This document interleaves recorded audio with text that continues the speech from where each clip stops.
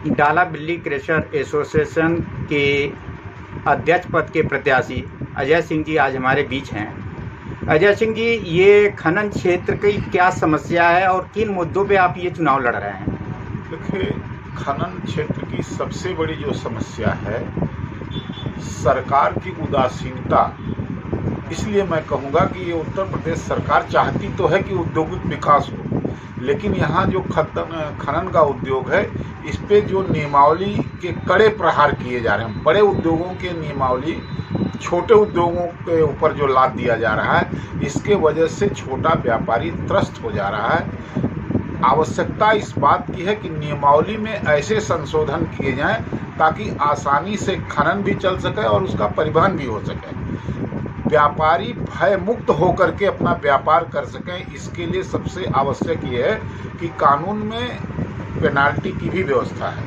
किसी भी व्यापारी के ऊपर कोई एफआईआर न किया जाए किसी क्रशर मालिक के यहाँ, और बिना विधिवत जांच किए तो किसी के ऊपर कोई कार्रवाई नहीं की जानी चाहिए। डीएम साहब जो है कहते हैं कि जो है बिना किसी सबूत के या बिना जांच के किसी भी व्यवसायी को प्रताड़ित नहीं किया जाएगा, किसी के ऊपर जो है मुकदमा दर्ज नहीं किया जाएगा जब तक से वो दोषी नहीं है। फिर क्यों किया जा रहा है इस तरह से? अब कोई भी ड्राइवर कहीं से भी लाद के ले आ रहा है। मैं कह रहा हूँ कि क्रशर मालिक दिया जितना मात्रा लदना चाहिए ट्रक पे, और कहीं बाहर वो ट्रक का ड्राइवर रखे हुए है गिट्टी, जा करके लाद लिया और उसके बाद में ओवरलोड में पकड़ा गया तो किसी भी व्यापारी का नाम बता देता है, किसी भी क्रशर मालिक का।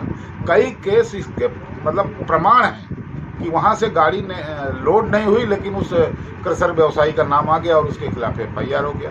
परमिट कहीं से फर्जी आ जा रहे हैं और क्रशर मालिक को फंसा दिया जा रहा है, खनन व्यवसायी को फंसा दिया जा रहा है। आखिर व्यवसायियों की समस्या का निदान कैसे होगा? व्यवसायियों की समस्याओं का निदान, पहली प्राथमिकता ये होनी चाहिए कि सभी क्रशर मालिकों के पास जितने माल की बिक्री है उतना MM11 उपलब्ध हो। आज की तारीख में मुश्किल से करीब 50 लाख घन मीटर से कम 50 लाख घन मीटर से कम की परमिट उपलब्ध है सालाना, और ज़रूरत है 1.25 करोड़ घन मीटर की। तो इतना जो गैप है 60 का, इसके लिए ये सुझाव हमने डीएम साहब की मीटिंग में भी परसों दिन दिया भी था कि इसके लिए जो डस्ट के रूप में टेन और डस्ट के रूप में पैदा हो रहा है उसको लोग कहते हैं अवैध है। अवैध नहीं है वो।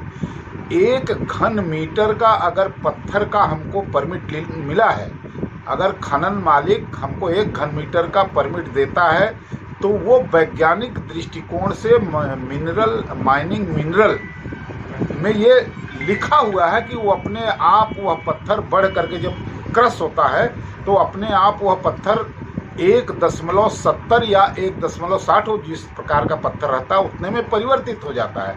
तो हम सभी क्रशर व्यवसायियों के लिए 0.70 या 0.60% का जो परमिट मिल जाए और उसका पैसा तत्काल सरकार जमा करा ले, उससे सरकार के राजस्व में भी 1 रुपये के जगह 1.70 रुपये मिलेंगे, यानी 1.5 से भी ज़्यादा राजस्व बढ़ जाएगा और व्यापारियों को परमिट मिल जाएगा और गाड़ियां निर्बाध गति से चलती रहेंगी। कोई नहीं चाहता, व्यापारी नहीं चाहता कि हम चोरी करने। नहीं, ये बताइए कि मतलब जो है मुख्यमंत्री योगी आदित्यनाथ कहते हैं कि सोनभद्र को औद्योगिक क्षेत्र बनाया जा रहा है जी, और इस क्षेत्र में बाहर से नए उद्योग लग रहे हैं, लेकिन यहाँ पर जो स्थापित उद्योग है उस पे आखिर मुख्यमंत्री का और शासन प्रशासन का ध्यान क्यों नहीं जा रहा है? क्या व्यवसायी क्यों मौन है? देखिए, मैंने पहले ही कहा कि अगर मुख्यमंत्री की ये मंशा है, सरकार की ये मंशा तो ही देती है, तो हम लोगों के खनन व्यवसायियों के लिए बड़े खुशी की बात है। लेकिन मुख्यमंत्री को उसके पहले इस खनन व्यवसाय को डेवलप करना पड़ेगा, और डेवलपमेंट के लिए मैंने पहले ही कहा कि तमाम ऐसे नियम कानून हैं चाहे पर्यावरण के हों। देखिए, इस क्षेत्र को पहले, इस उद्योग को तो एनजीटी से अलग कर दिया जाना चाहिए, और हमें पर्यावरण से जो एनओसी मिलती है वो टन में मिलती है। टन का एक बार आदेश भी हुआ था लेकिन वो सरकार ने वापस ले लिया। तो उस तरह से तो सरकार हम लोगों का दोहन कर रही है ना व्यापारियों का।